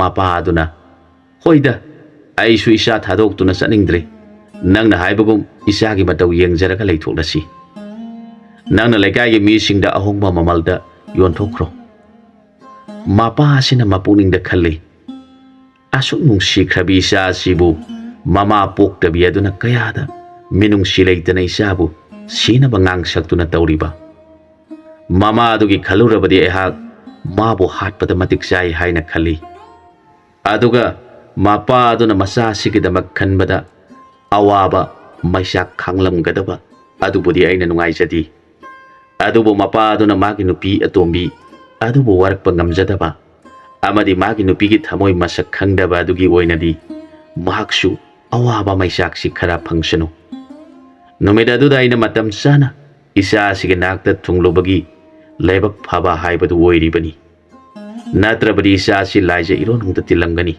ꯏꯆꯥ ꯃꯥꯡꯂꯝꯒꯅꯤ ꯃꯥꯅ ꯋꯥꯈꯜ ꯃꯊꯪ ꯃꯊꯪ ꯈꯜꯂꯛꯄꯗ ꯃꯁꯥꯗꯨ ꯁ꯭ꯋꯥꯏ ꯁ꯭ꯋꯥꯏ ꯂꯥꯎꯏ ꯃꯤꯍꯨꯟ ꯇꯤꯡ ꯇꯤꯡ ꯆꯣꯡꯗꯨꯅ ꯍꯨꯃꯥꯡ ꯅꯥꯄꯤ ꯀꯥꯏ ꯑꯩꯁꯨ ꯏꯆꯥ ꯑꯁꯤꯕꯨ ꯃꯄꯥ ꯑꯗꯨꯒꯤ ꯃꯐꯝꯗ ꯁꯤꯟꯅꯕ ꯌꯥꯕꯅꯤ ꯑꯗꯨꯕꯨ ꯃꯈꯣꯏꯒꯤ ꯊꯃꯣꯏ ꯄꯥꯟꯗꯕ ꯋꯥꯈꯜ ꯑꯗꯨꯒꯤꯗꯃꯛ ꯑꯩꯅ ꯏꯆꯥ ꯑꯁꯤꯕꯨ ꯑꯩꯒꯤ ꯏꯆꯥ ꯑꯣꯏꯅ ꯌꯣꯛꯆꯔꯕꯅꯤ ꯃꯁꯤꯗ ꯗꯣꯁ ꯀꯔꯤꯁꯨ ꯂꯩꯅꯤꯡꯉꯥꯏ ꯂꯩꯇꯦ ꯏꯆꯥꯒꯤꯗꯃꯛꯇ ꯂꯩꯖꯕ ꯈꯨꯗꯤꯡꯃꯛ ꯃꯥꯒꯤꯗꯃꯛꯇ ꯍꯣꯠꯅꯖꯕ ꯉꯝꯂꯕꯗꯤ ꯑꯩꯒꯤ ꯗꯣꯁ ꯀꯔꯤ ꯂꯩꯒꯅꯤ ꯈꯜꯂꯤ ꯑꯗꯨꯒ ꯏꯆꯥ ꯑꯁꯤꯒꯤ ꯃꯃꯤꯡꯗꯤ ꯇꯨꯔꯦꯟ ꯈꯔꯥ ꯃꯇꯣꯟꯗ ꯄꯨꯜꯂꯥꯡ ꯑꯃ ꯊꯝꯂꯒ ꯃꯊꯟꯇ ꯂꯥꯏꯖ ꯏꯔꯣꯅꯨꯡꯗ ꯇꯤꯟꯒꯦ ꯈꯟꯈꯤꯕꯤꯅꯤ ꯑꯗꯨꯅꯗꯤ ꯃꯥꯒꯤ ꯃꯃꯤꯡ ꯑꯁꯤꯗꯤ ꯃꯤꯅ ꯊꯣꯅꯗꯕ ꯃꯤꯡ ꯍꯥꯏꯔꯒꯗꯤ ꯃꯥꯒꯤ ꯃꯃꯤꯡꯗꯤ ꯄꯨꯜꯂꯥꯡ ꯂꯩ ꯍꯥꯏꯅ ꯃꯤꯡꯊꯣꯜꯂꯒꯦ ꯈꯟꯗꯨꯅ ꯃꯃꯥ ꯃꯆꯥꯕꯨ ꯀꯧꯊꯣꯛꯂꯗꯨꯅ ꯍꯥꯏꯔꯛꯈꯤ ꯏꯄꯥꯒꯤ ꯏꯃꯣꯝ ꯆꯔꯩꯍꯟ ꯅꯪꯒꯤ ꯅꯃꯤꯡꯗꯤ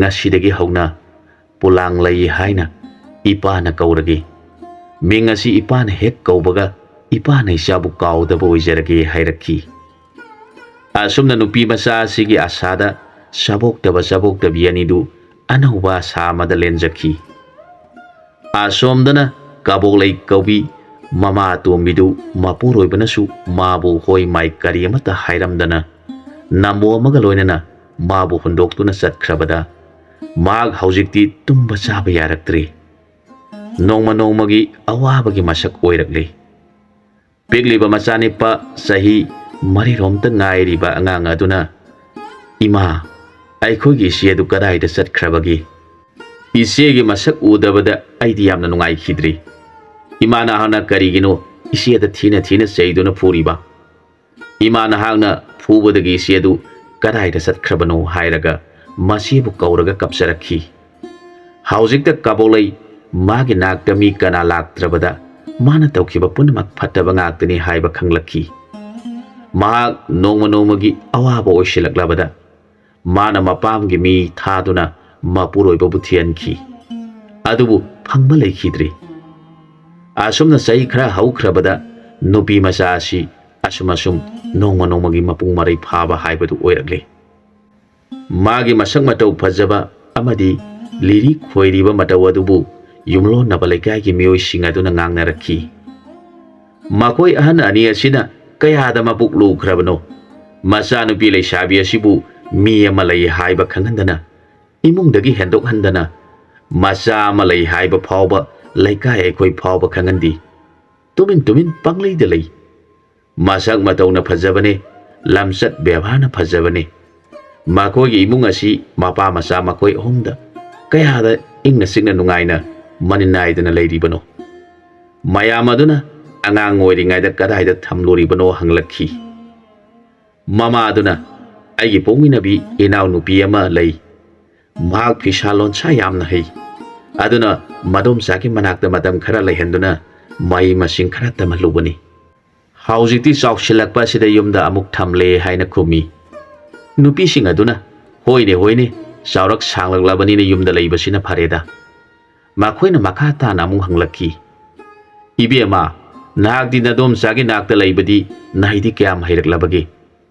ꯅꯨꯄꯤ ꯃꯆꯥ ꯑꯁꯤꯅ ꯈꯨꯝꯃꯤ꯫ ꯏꯗꯣꯝꯆꯥꯅ ꯍꯩꯕ ꯑꯌꯥꯝꯕ ꯇꯥꯛꯄꯤꯔꯛꯇꯨꯅ ꯐꯤꯁꯥ ꯂꯣꯟꯁꯥꯒꯤ ꯃꯔꯝꯗꯤ ꯈꯔ ꯈꯪꯖꯔꯦ꯫ ꯑꯁꯨꯝꯅ ꯂꯩꯀꯥꯏꯒꯤ ꯃꯃꯥꯟꯅꯕꯤꯁꯤꯡ ꯃꯌꯥꯝ ꯂꯥꯛꯇꯨꯅ ꯃꯈꯣꯏꯒꯤ ꯌꯨꯝꯗ ꯄꯨꯟꯐꯝ ꯑꯣꯏ꯫ ꯃꯥꯅꯗꯤ ꯅꯣꯡꯃꯇ ꯃꯈꯣꯏꯒꯤ ꯃꯌꯨꯝꯗ ꯆꯠꯊꯣꯛꯂꯨꯕ ꯇꯧꯗꯦ꯫ ꯃꯃꯥ ꯑꯗꯨꯅ ꯃꯆꯥꯅꯨꯄꯤꯕꯨ ꯃꯃꯥꯟꯅꯕꯤꯒꯨꯝ ꯃꯤꯀꯨꯞ ꯑꯃꯠꯇ ꯊꯥꯗꯣꯛꯇꯅ ꯂꯣꯏꯅꯗꯨꯅ ꯂꯩ꯫ ꯃꯗꯨꯗ ꯂꯩꯀꯥꯏꯒꯤ ꯃꯤꯁꯤꯡ ꯑꯗꯨꯅ ꯏꯆꯦꯗꯤ ꯅꯆꯥꯅꯨꯄꯤ ꯑꯁꯤꯒꯤ ꯃꯅꯥꯛꯇꯒꯤ ꯁꯨꯡꯍꯦꯟ ꯍꯦꯟꯗꯣꯛꯇ꯭ꯔꯤꯕ ꯀꯔꯤꯒꯤꯅꯣ ꯍꯪꯂꯛꯈꯤ꯫ ꯃꯗꯨꯗ ꯃꯃꯥ ꯑꯗꯨꯅ ꯈꯨꯝꯖꯔꯛꯈꯤ꯫ ꯃꯍꯥꯛ ꯃꯊꯟꯇ ꯑꯣꯏꯕꯁꯤꯅ ꯏꯆꯦꯅ ꯀꯔꯤꯗ ꯁꯣꯏꯈꯤꯒꯗꯒꯦ ꯈꯟꯗꯨꯅ ꯁꯦꯟꯅꯔꯤꯕꯅꯤ꯫ ꯏꯕꯦꯝ ꯍꯣꯏ, ꯑꯃꯠꯇ ꯄꯣꯛꯄ ꯍꯥꯏꯕꯁꯤ ꯊꯋꯥꯏꯁꯤ ꯌꯥꯝꯅ ꯄꯤꯛꯈ꯭ꯔꯕ ꯄꯣꯠꯅꯤ꯫ ꯃꯄꯥꯒ ꯑꯩꯒꯅ ꯋꯥꯔꯤꯕ ꯑꯁꯤ ꯏꯆꯥꯁꯤꯒꯤꯅꯤ꯫ ꯃꯈꯣꯏ ꯃꯌꯥꯝ ꯑꯗꯨꯅ ꯍꯥꯏꯔꯛꯈꯤ꯫ ꯏꯆꯦ ꯑꯩꯈꯣꯏꯒꯤꯗꯤ ꯊꯣꯏꯅ ꯋꯥꯅꯤꯡꯉꯥꯏ ꯂꯩꯇꯦꯗ꯫ ꯏꯆꯦꯒ ꯏꯇꯩꯒꯅ ꯑꯋꯥꯠꯄ ꯑꯃꯠꯇ ꯂꯩꯇꯅ ꯃꯥꯒꯤꯗꯃꯛ ꯄꯩꯁꯤꯟꯗꯨꯅ ꯊꯝꯕꯤꯔꯤꯕ ꯑꯁꯤꯗꯕꯨ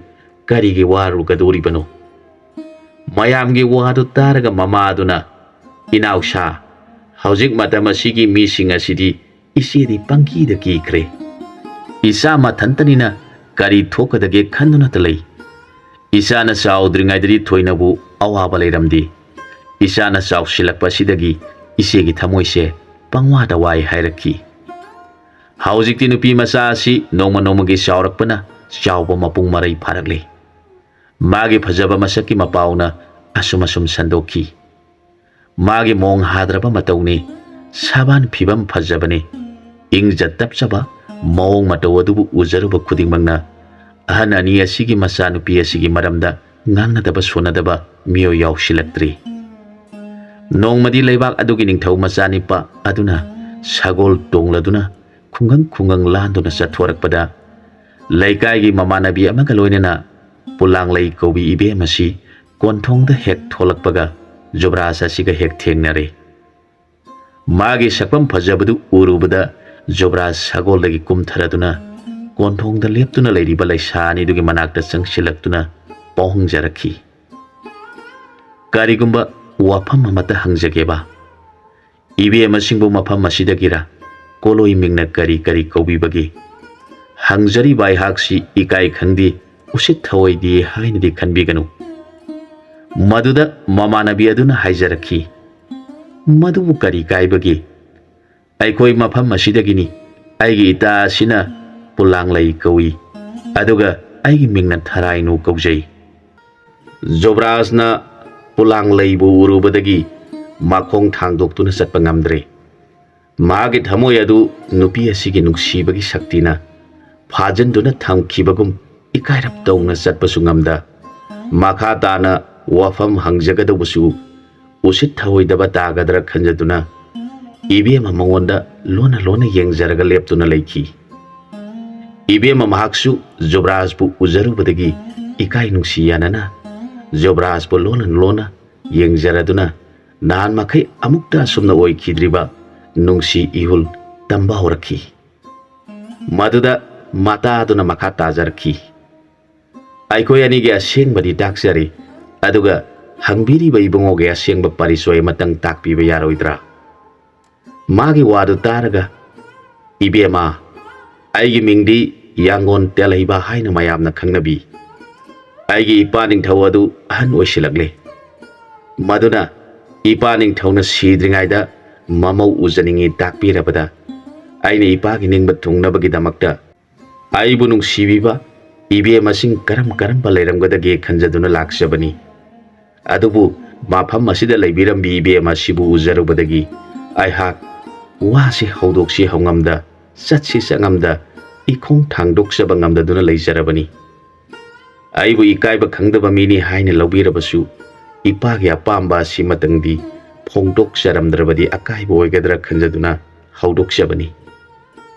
Jobraj ki wadu taraga laisani duna nanai aikhoi khangjadabana thaugalon bebar kari amata yaukhidraba male aikhoi bu ngakpiu haijarakhi. Jobraj ki puksel phajaba wahai wata ningthiba asauram kadaba wahai sing adu taraga mata aduna mu haijarakhi. Majai bungona ningbiriba misaktu laire haina khanbirabra. Jobrajna aina aigi rani oigadabi misak adudi haujimak mangda murti oina lepiduna leibire. Adubu puning ya sengba wafamdi taba phangjadri. Karigumba aitana ningjaba pamjaba oiramduna ningon puningda pamjaba aningba leibiramduna aigi asa si kaigadra haina khanjabada awabadi leijari. Maduda mata aduna ita nangbu napungningi wafamdu majai bungogi mafamda wai kharada su pauda mo haijarakhi. Maduda pulang laina hairakhi. Majai bungona khanbiribadu wakhal kharada nga khanthabiu. Aigidi ipa ima anidagi hena kanasu leijadrabini. Aina majai bungogi seba taujabada matik chadabi haibadu oiroidra. Aduga ipa ima ani sinatana aigi kanasu leitabana ipa ima anigi yathang amatang laubiba pamjai. Makhoigi apamba duna aigisu apamba oijagi. Ibe magi wadu tazaraga Jobrastu mapungning nungaina haijarakhi. Ibe mana khanbiriba wafam adumangni aina pamjabasu. Aigi ipana hinglingaida masagi mamau hairami haibadumak aina pamjai. Aduna aina ipaning thaubu ibe magi ima pabungda hayanjagi. Ngasidagi hauna laibak thiba aigi rani oibina bare pawabu thambiro hairamlaga Jobraj sagon tongdun konungda hankre. Magi manai langsai kauraduna wafam punamak tamlunaba wari sakre. Mabungogi wadu taraga langsai kauba manai ni pasina kayada haraukre. Aikogi ibungosi asuk kuina yum palo haibe yadraga ngasida magi rani oinaba leiri. Babung Maharajda haibirunaba haijari haina pau tamki. Masagi paudu tabada ningthogi puning yamta nungairami. Nan makai mama laikidabada anauba mama maharani ama thiu haina isana haiduna mapaigi khanduna leiramlibani. Adubu mapaina swalakpa matamasida isana yararoi khanduna magi rani oinaba mapai hak leiringaida hairu so haiba wasi taraga ipuning ngasi kayada nungaira ibano. Ningthau aduna aikhoigi khungang asida leibani su hairi atopa kanasu yaholaroi. Magi manai langsai galoina sagon tongduna mau haiba lakle. Mapa mama aniduna masa singi wadagi hana khangladuna ningthina langduna leijari. Langsaina konungdagi ahaw athum mayam puraduna ningthaugi matung induna sangsilakhi. Maduda mapa mama aniduna ningthaugi mafamda sangsilaktuna khurumjakhi. Aduga hangatjarakhi. Ining thauna mafam ikhang khangaudana nanai aikhoigi da lengbirakpabu karamba sanai athang takpigadaba leibagi nanai da takpiu. Mapa aduna yamna ikai khumnana hangjarakhi. Mapa adugi wadu taraga ningthau aduna aina kana yaudana inai ni pamaga loinana laglibasi nahakna lana khanganu.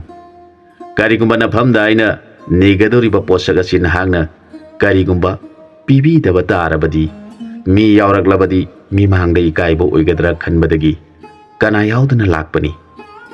Masigi damak nahana ningthau aibu ngakpiu.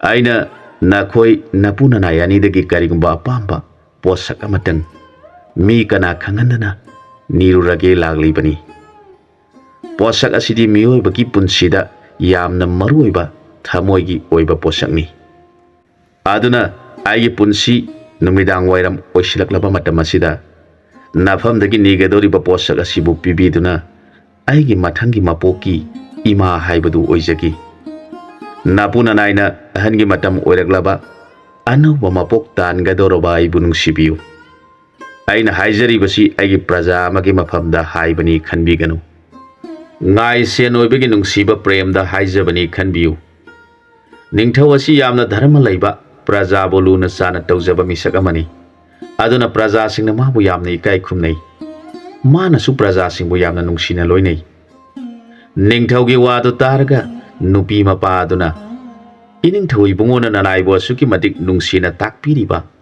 ꯋꯥꯐꯝ ꯑꯗꯨꯕꯨ ꯅꯅꯥꯏ ꯀꯔꯤꯁꯨ ꯂꯩꯇ꯭ꯔꯕ ꯑꯩꯉꯣꯟꯗ ꯑꯋꯥꯡꯕ ꯊꯥꯛꯀꯤ ꯋꯥꯐꯝ ꯁꯤꯖꯤꯟꯅꯔꯤꯕ ꯑꯗꯨ ꯅꯅꯥꯏꯒꯤ ꯄꯨꯛꯅꯤꯡ ꯅꯨꯡꯁꯤꯖꯩ꯫ ꯃꯗꯨꯒꯤ ꯃꯍꯨꯠꯇ ꯅꯪꯒꯤ ꯅꯆꯥꯅꯨꯄꯤ ꯑꯁꯤ ꯄꯤꯔꯣ, ꯏꯃꯧ ꯑꯣꯏꯔꯒꯅꯤ ꯇꯥꯛꯄꯤꯌꯨ, ꯅꯅꯥꯏꯒꯤ ꯊꯋꯥꯏ ꯅꯨꯡꯉꯥꯏꯖꯒꯦ꯫ ꯋꯥꯗꯨ ꯇꯥꯔꯒ ꯅꯤꯡꯊꯧ ꯑꯗꯨꯅ ꯑꯃꯨꯛ ꯍꯥꯏꯔꯛꯈꯤ, ꯅꯨꯄꯤ ꯑꯣꯏꯕꯤꯁꯤꯡꯒꯤꯗꯤ ꯃꯌꯨꯝꯗ ꯂꯩꯔꯤꯉꯩꯗ ꯃꯃꯥ ꯃꯄꯥ ꯍꯥꯏꯕꯁꯤꯅ ꯈ꯭ꯋꯥꯏꯗꯒꯤ ꯑꯊꯣꯏꯕ ꯏꯁꯣꯔꯅꯤ꯫ ꯃꯄꯥ ꯃꯃꯥ ꯑꯗꯨꯅ ꯃꯆꯥ ꯅꯤꯉꯣꯜ ꯑꯗꯨꯕꯨ ꯃꯇꯤꯛ ꯆꯥꯕ ꯅꯤꯄꯥꯗ ꯗꯥꯟ ꯇꯧꯕꯤꯗꯨꯅ ꯄꯤꯖꯔꯕꯗꯤ ꯀꯨꯏꯅ ꯑꯣꯏ ꯍꯥꯏꯔꯤꯕꯅꯤ꯫ ꯑꯗꯨꯅ ꯃꯄꯥ ꯃꯃꯥ ꯑꯣꯏꯕ ꯅꯈꯣꯏ ꯑꯅꯤꯅ ꯌꯥꯕꯤꯗ꯭ꯔꯕꯗꯤ ꯑꯩꯅ ꯐꯅ ꯏꯃꯧ ꯑꯣꯏꯖꯅꯤꯡꯂꯕꯁꯨ ꯃꯗꯨꯒꯤ ꯃꯍꯩ ꯐꯪꯕ ꯍꯧꯅꯗꯦ꯫ ꯃꯔꯝ ꯑꯁꯤ ꯂꯩꯕꯅ ꯅꯐꯝꯗ ꯑꯩꯅ ꯍꯥꯏꯖꯔꯤꯕꯅꯤ꯫ ꯅꯤꯡꯊꯧ ꯑꯗꯨꯒꯤ ꯙꯔꯃ ꯑꯣꯏꯕ ꯅꯨꯡꯁꯤꯕ ꯋꯥꯉꯥꯡ ꯑꯗꯨ ꯇꯥꯔꯒ ꯃꯄꯥ ꯑꯗꯨꯅ ꯅꯤꯡꯊꯧꯒꯤ ꯃꯐꯝꯗ ꯃꯖꯥꯏꯕꯦꯝꯃꯕꯨ ꯃꯃꯧ ꯑꯣꯏꯕꯤꯅꯕ ꯄꯤꯖꯔꯕꯅꯤ ꯍꯥꯏꯖꯔꯛꯈꯤ꯫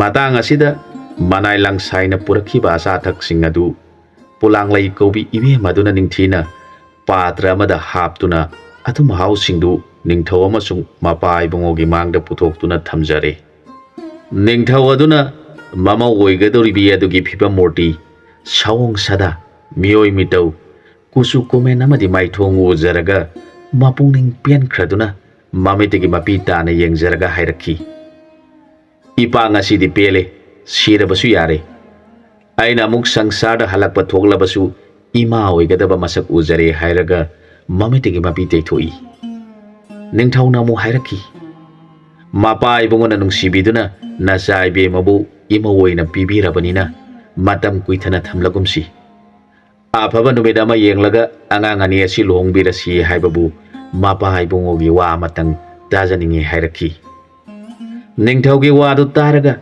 ꯃꯄꯥ ꯑꯗꯨꯅ ꯍꯔꯥꯎꯅ ꯐꯒꯅꯤ ꯅꯤꯡꯊꯧ ꯍꯥꯏꯖꯈꯤ꯫ ꯑꯁꯨꯝꯅ ꯃꯈꯣꯏ ꯄꯨꯝꯅꯃꯛ ꯌꯥꯅꯔꯕ ꯃꯇꯨꯡꯗ ꯅꯤꯡꯊꯧ ꯃꯅꯥꯏ ꯑꯗꯨꯒ ꯂꯣꯏꯅꯅ ꯃꯃꯣꯟ ꯅꯨꯡꯉꯥꯏꯅ ꯍꯟꯈꯤ꯫ ꯅꯤꯡꯊꯧꯅ ꯈꯜꯂꯤ, ꯑꯩꯒꯤ ꯏꯃꯧ ꯅꯨꯄꯤ ꯑꯁꯤꯒꯤ ꯒꯨꯟ ꯑꯁꯤꯗꯤ ꯃꯍꯥꯔꯥꯅꯤ ꯑꯣꯏꯕꯒꯤ ꯒꯨꯟꯗꯤ ꯂꯩꯔꯦ, ꯑꯗꯨꯕꯨ ꯃꯥꯒꯤ ꯃꯁꯥꯗ ꯗꯁꯥ ꯑꯃꯗꯤ ꯆꯦꯟꯅꯔꯤ꯫ ꯀꯔꯝ ꯇꯧꯒꯅꯤ?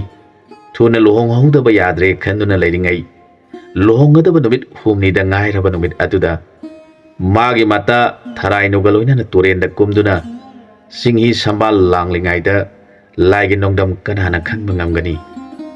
ꯍꯤꯡꯆꯥꯕ ꯑꯃ ꯀꯒꯦꯟ ꯑꯣꯟꯗꯨꯅ ꯄꯥꯏꯗꯨꯅ ꯃꯥꯅ ꯄꯥꯝꯕ ꯄꯣꯠ ꯊꯤꯗꯨꯅ ꯂꯥꯛꯄꯗ ꯃꯈꯣꯏ ꯑꯅꯤꯅ ꯅꯨꯡꯉꯥꯏꯅ ꯆꯤꯡꯍꯤ ꯁꯝꯕꯥꯜ ꯂꯥꯡꯗꯨꯅ ꯂꯩꯕꯗꯨ ꯎꯔꯨꯔꯦ꯫ ꯃꯍꯥꯛꯅ ꯄꯣꯂꯥꯡꯂꯩꯒꯤ ꯃꯁꯛ ꯎꯔꯨꯕꯗꯒꯤ ꯅꯣꯡꯊꯛꯇ ꯀꯣꯏꯅ ꯄꯥꯏꯗꯨꯅ ꯂꯩꯔꯦ꯫ ꯃꯍꯥꯛꯅ ꯃꯈꯣꯏ ꯑꯅꯤꯒꯤ ꯃꯊꯛꯇ ꯃꯌꯥꯒꯤ ꯅꯣꯡ ꯆꯨꯊꯔꯛꯂꯦ꯫ ꯅꯣꯡ ꯑꯗꯨꯅ ꯃꯈꯣꯏ ꯑꯅꯤꯒꯤ ꯍꯛꯆꯥꯡꯗ ꯍꯦꯛ ꯆꯣꯡꯈꯤꯕꯒ ꯂꯩꯁꯥ ꯑꯅꯤꯃꯛ ꯁꯅꯥꯒꯤ ꯇꯦꯅꯋꯥ ꯐꯖꯕ ꯑꯃꯃꯝ ꯑꯣꯟꯈ꯭ꯔꯦ꯫ ꯃꯈꯣꯏ ꯑꯅꯤꯗꯨ ꯃꯌꯥꯒꯤ ꯂꯥꯡꯗ ꯊꯨꯈ꯭ꯔꯦ꯫ ꯂꯩꯀꯥꯏꯒꯤ ꯎꯍꯧꯕ ꯃꯤ ꯈꯔꯅ ꯃꯄꯥ ꯃꯃꯥ ꯑꯅꯤꯒꯤ ꯃꯐꯝꯗ ꯆꯦꯜꯂꯛꯇꯨꯅ ꯄꯥꯎ ꯇꯝꯈ꯭ꯔꯦ꯫ ꯅꯆꯥ ꯏꯕꯦꯝꯃꯁꯤꯡ ꯑꯅꯤꯗꯨ ꯁꯅꯥꯒꯤ ꯇꯦꯅꯋꯥ ꯑꯣꯟꯗꯨꯅ ꯑꯀꯥꯁꯇ ꯄꯥꯏꯔꯤꯕ ꯎꯃꯥꯏꯕꯤ ꯑꯃꯒꯤ ꯃꯅꯥꯛꯇ ꯄꯥꯏꯈ꯭ꯔꯦ꯫ ꯃꯄꯥ ꯃꯃꯥꯁꯤꯡ ꯑꯗꯨꯅ ꯀꯔꯤ ꯃꯇꯧ ꯀꯧꯕꯒꯦ, ꯀꯔꯤ ꯃꯑꯣꯡꯅꯣ ꯍꯥꯏꯅ ꯄꯟꯊꯕ ꯇꯧꯗꯅ ꯀꯣꯅꯨꯡꯂꯣꯝꯗ ꯆꯦꯜꯂꯛꯇꯨꯅ ꯄꯥꯎ ꯄꯤꯔꯔꯦ꯫ ꯃꯄꯥ ꯃꯃꯥꯁꯤꯡꯗꯨ ꯑꯋꯥꯕ ꯏꯄꯥꯛꯊꯛꯇ ꯇꯥꯎꯈ꯭ꯔꯦ꯫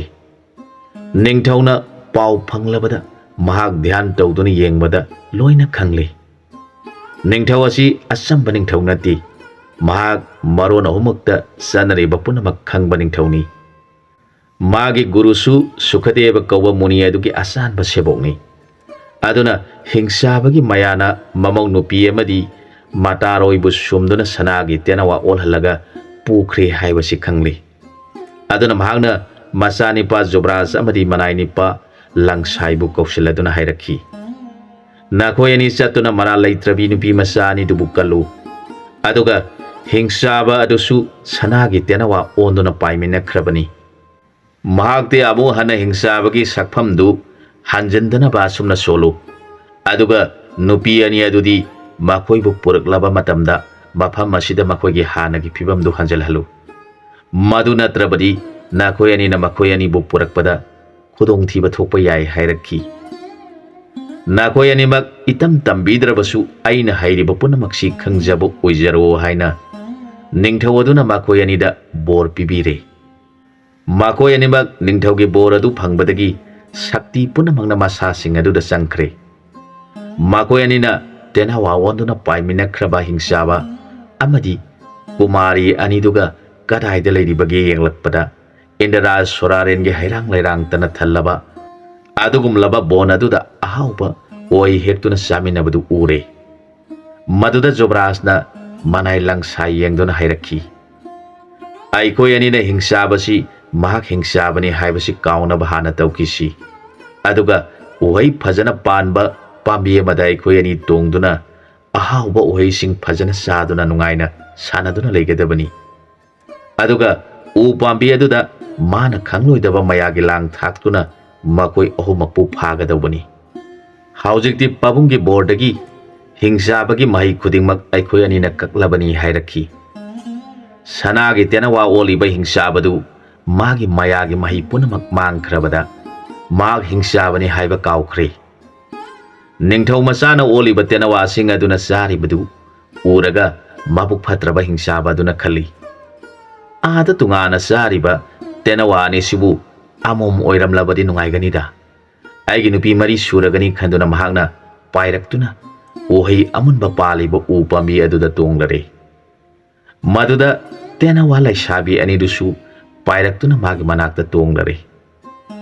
Zobraz amadi manaini paduna oliba tenawa anidudi karisu thausadana hainau amunba phajabadu suptuna sari.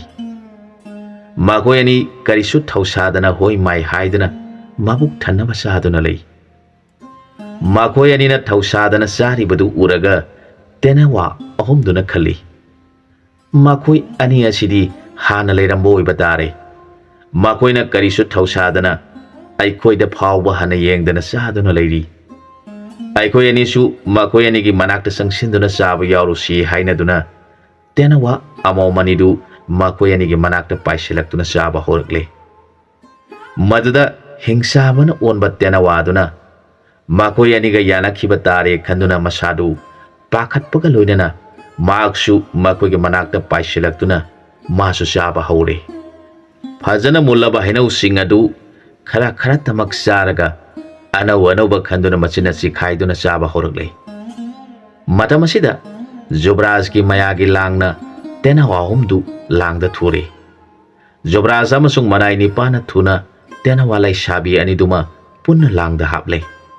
Aduga hingsabana onba tenawa labaduna tongana langamada thuanduna makoy hum phare. Aduga sumna hairakhi. Haujikti nakoy humak ahauba ohi amunba saragani hairaduna makoy ahumbu karamna pugani khanaragle. Matamaduda tenawa laisabi anidu hingsabagi shakti mangkhrabaduda makoy puningda aikoyani thawai mangba taredo. Haujikti haikona sigi mapuna lang thaklamduna aikoi phare. Makoy gi khutta tare karam tawgani soidana siba tare ngangnarakhi. Tenawa aniduna makoy ani gi wadu taraga lang sai koba Zobraz ki manayaduna hairakhi.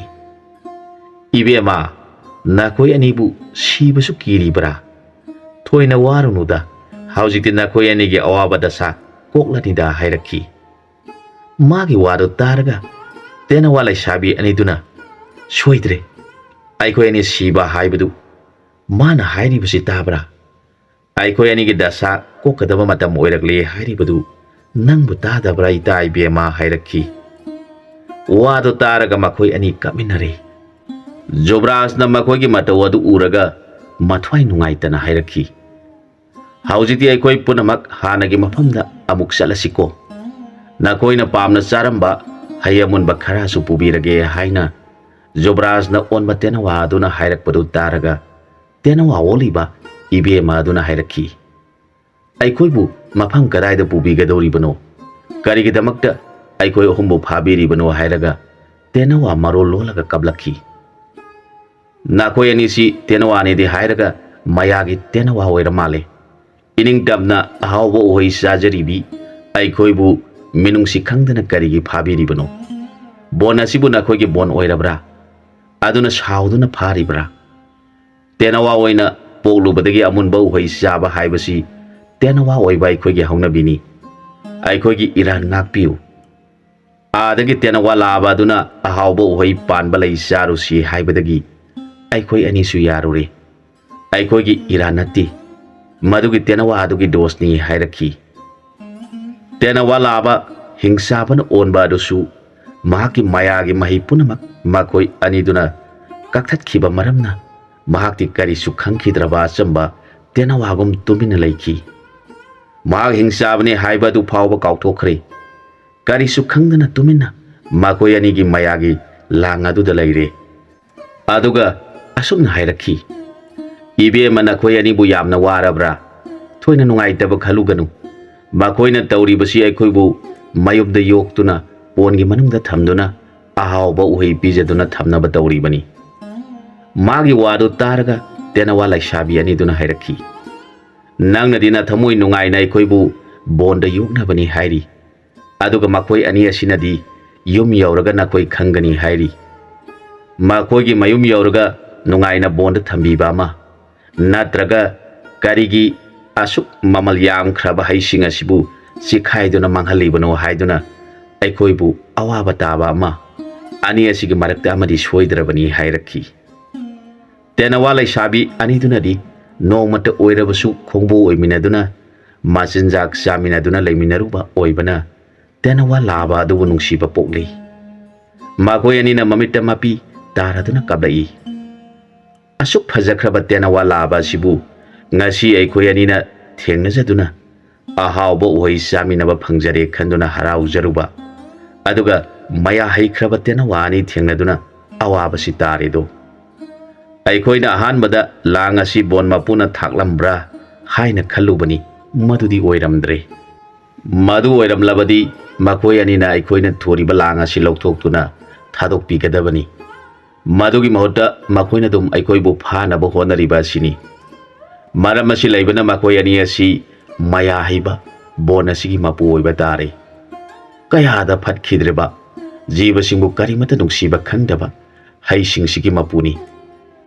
Asuk yamkhraba haising asibu makoina loina chabasu ngamdaduna kenduna ayambana manglagadaba ngaktani. Kayada jibasingbu nungsiba khangdriba haiduna ngangnabasi makoi anina tai. Maduda makoi anina ngangnai. Makoi si kayada mamon nungaina sangsara mada tauduna laikre. Karam tausige. Maduda Jobrasna hairakhi. Makoi animak bhap tahanba yadri. Karigumba bhap tahalurabadi aikoina pubada kurau thangani hairakhi. Jobrasgi wadu taraga manaini paduna karam nano hangjarakhi. Haujik phawba gyan tadriba makoi anisi khara ngangkisinu. Aikoina makoibu bhap tahaluba tarabadi aikoiga saminabada kappani laubane tauduna aikoi anida khudong sadaba khara laigani aduna haibani. Manai aduna amuk hana hanglakhi. Haujikpu karamna pusi hairibano. Jobrasna hairakhi. Aikoina hai khara su pugisi haibanina aikoina woliba tenawagi saktam asi thadolaga kakyen umaibi ondona pudrabadi yararoi haibadagi makoi animak umaibi onkhre. Madu ubada tenawa woli balai sabi ani amadi hingsaba aduna kibana loikhre. Ngasidi aikoi soidana siragani. Makoi ani asina soidana sathokhragari khanaduna tenawa sing adu ison ningjaduna kapsarakhi.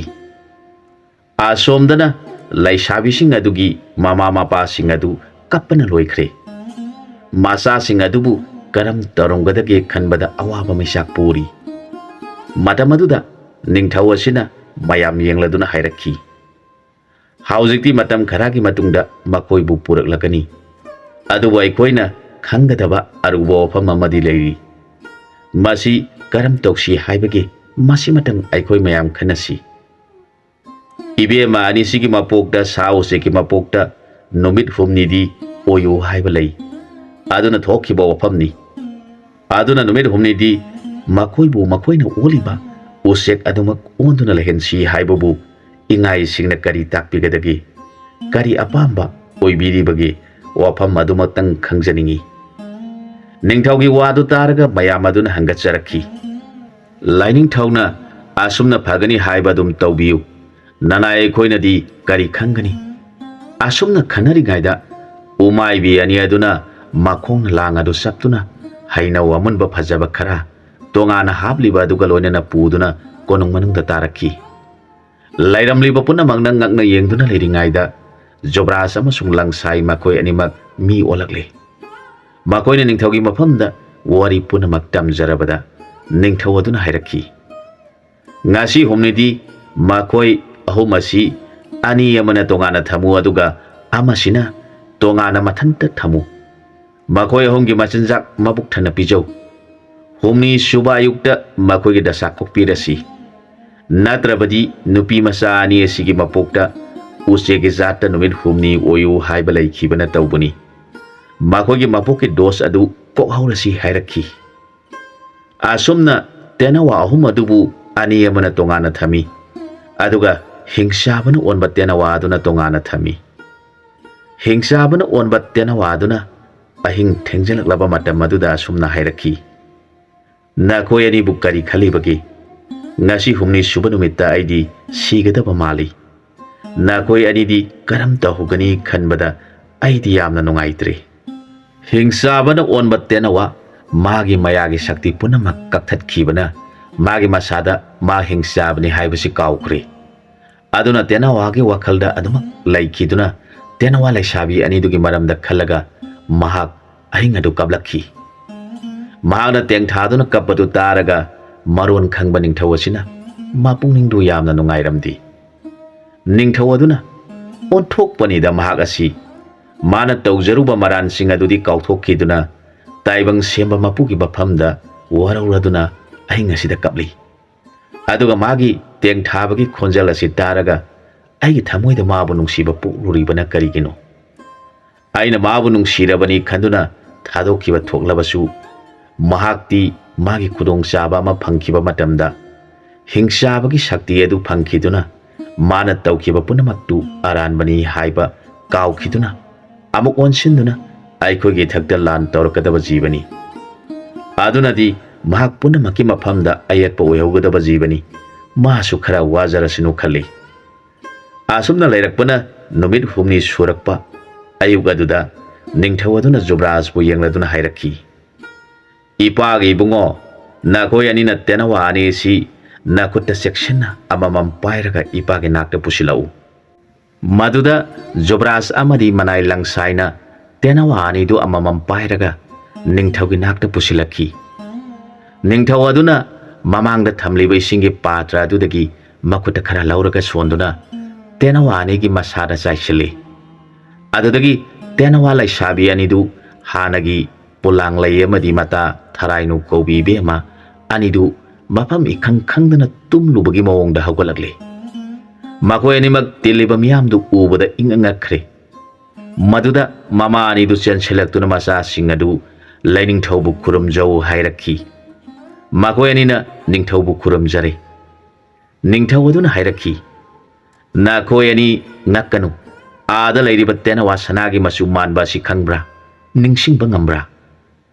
ꯃꯈꯣꯏ ꯑꯅꯤꯅ ꯍꯥꯏꯖꯔꯛꯈꯤ, ꯄꯥꯕꯨꯡ ꯃꯍꯥꯔꯥꯖ, ꯅꯅꯥꯏ ꯑꯩꯈꯣꯏꯕꯨ ꯅꯤꯡꯁꯤꯡꯕꯗ ꯈꯔꯗꯤ ꯅꯤꯡꯁꯤꯡꯕꯒꯨꯝ ꯇꯧꯏ, ꯃꯪꯒꯨꯝꯁꯨ ꯇꯧꯏ꯫ ꯅꯅꯥꯏ ꯏꯇꯥ ꯑꯁꯤꯒ ꯑꯩꯈꯣꯏ ꯑꯅꯤꯅ ꯆꯤꯡꯍꯤꯅ ꯁꯝꯈꯣꯡ ꯁꯦꯡꯂꯤꯉꯩꯗ ꯃꯐꯝ ꯏꯈꯪ ꯈꯪꯍꯧꯗꯅ ꯅꯣꯡꯄꯥꯛ ꯑꯃꯈꯛ ꯂꯥꯛꯈꯤ, ꯑꯗꯨꯒ ꯈꯣꯟꯖꯦꯜꯁꯨ ꯃꯑꯣꯡ ꯑꯃꯒꯤ ꯈꯣꯟꯖꯦꯜ ꯑꯣꯏꯅ ꯇꯥꯈꯤ꯫ ꯃꯗꯨꯗ ꯅꯅꯥꯏ ꯑꯩꯈꯣꯏꯅ ꯌꯦꯡꯈꯤꯕꯗ ꯃꯁꯤꯒꯤ ꯁꯅꯥꯒꯤ ꯇꯦꯅꯋꯥ ꯑꯁꯤꯅ ꯑꯩꯈꯣꯏꯒꯤ ꯀꯣꯛꯊꯛꯇ ꯄꯥꯏꯗꯨꯅ ꯂꯩꯔꯝꯈꯤ꯫ Madu urubadagi nanai koi ani kari taukhibagi haiba khangkhidre. Phare isa haukhibana haukre. Ipana na koi ani bunga simak longbirage haina khalle. Lebna khiba numin adu kahenba yadre. Aduna na koi ani mak konungda sangduna longnabagi sem sajaru ro hairakhi. Nupi laisabi ani dudi nahan makhoina irujabada setkhiba phi sing adu setuna lairambadu ujaraga ngakpana thengki. Makoi ani na mama sing adu da thokriba punamaki maramda hangjaki. Mama ani aduna thokhiba thodok khudimak sithaba tawdana masahani gi mafamda khanganki. Mama singi wari sing taraga makoi ani na ponda phajanduna thamliba sanagi tenawa adu uraga yamna sauninglammi. Kayada maya haikraba hingsabano magna aikoi ani bo maya tawduna tenawa laisabi olhanduna magi matung induna paikhibana lehoriba ipa ima punamakpu kaukthokhanduna magi matung induna sarurabi aikoi ani ni. Iku ningthauna mai hairamduna ibungo amadi magi manai langsaina aikoi ani bu kanbirabani. Madu natrabadi aikoi animak hingsabagi mayana kuptuna tenawa onduna lairaba matungda hingsabi olamganida hairaga mathwai waraduna kablakhi. Hingsabana onba tenawa aduna tenawa laisabi anidu uraktrabada pon adugi manungdagi hanna makhoi ani bu kaurakhi. Numid adugi numidang wairamda makhoi maridu ningthauna luhongbire. Jobraj ki manai langsai su ningthauna magi ka tongana piraduna mahakpusu konungda lahenbire. Aduga Jobraj amasung langsai bu yengladuna ningthauna hairakhi.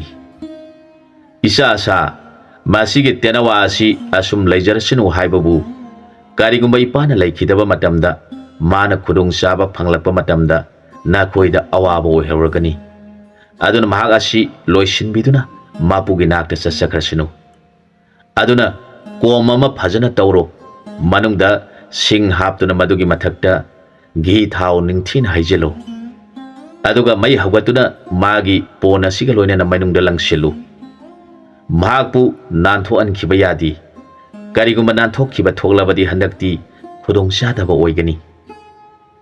Ningthaugi wadu taraga makhoi anina kom achauba ama luna tawraga manungda singhi thau marang kaina haijenduna mai phajana hawgalaga sanagi tenawa hawliba pon aduga konana mai adubu puja tawjaraga mainungda langsilakle. Maduda pon manungda yauriba sanagi tenawa aduna kanna tenawa laisabi sing adubu kaurakle. Haujikti sanagi tenawa adu mai maisa khangba ngamdaduna pon manung aduda mathwai tharamdai aduda angakpa akibagi saktam oirakle. Mamna horakpa nonghaugi kusu manba maya mari tabak panba mana phawra muk pakpa marai aduna thagai muk sangna tingthoklaga angakpagi khonphamda laurabada pon adu pokhaiduna chauraba kom adu pungthan thana chauthoklaga sire. Madu tenawa oirurabi nupi aniduna ururaga kibana loiki. Makhoi ani na hainaki aikoi ani magi mayada manglamganida. Masigi matungda yengnaba laitraba ningthau asina macha mamabu ningthau amasung maharani haptuna manai langsaina senapati haptuna nungaina panminakhi.